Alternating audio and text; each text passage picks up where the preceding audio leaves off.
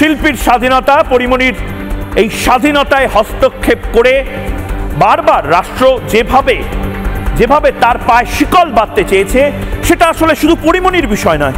আজ পরিমণির কাছে 16 million followers আছে বলে পরিমণি এটা সারা বিশ্বের সামনে প্রকাশ করতে পারছে। আমি বাংলাদেশের সাধারণ মেয়েদের জন্য চিন্তিত, মায়েদের জন্য চিন্তিত, যারা প্রকাশ করতে পারছে না। মৌলবাদীরা গ্রাস করে ফেলছে একটা সুন্দর দেশকে। দেখুন ভালো করে পরিমণি কি লিখেছিল। এত চুপ করে থাকা যায় নাকি? এটা লেখার পরেই অ্যারেস্ট ওয়ারেন্ট জারি হয় পরিমণির বিরুদ্ধে। পরাধীন মনে হচ্ছে। শিল্পীদের এত বাধা কেন আসবে? নিরাপত্তাহীনতা অনুভব করছি। এখন স্বাধীন দেশে নিরাপদ নই কেন আমরা? ধর্মের দোহাই দিয়ে কি প্রমাণ করতে চলেছেন তারা? কি বলার আছে আর?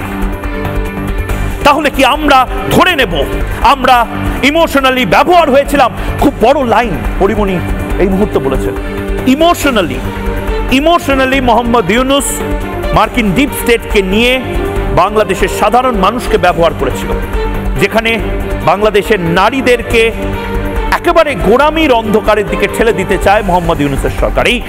এই ভয়ঙ্করতম নারী বিদ্বেষ, এই ভয়ঙ্করতম গোড়ামি, এই ভয়ঙ্করতম মৌলবাদ এর আগে বাংলাদেশ কোনোদিন দেখেনি। বা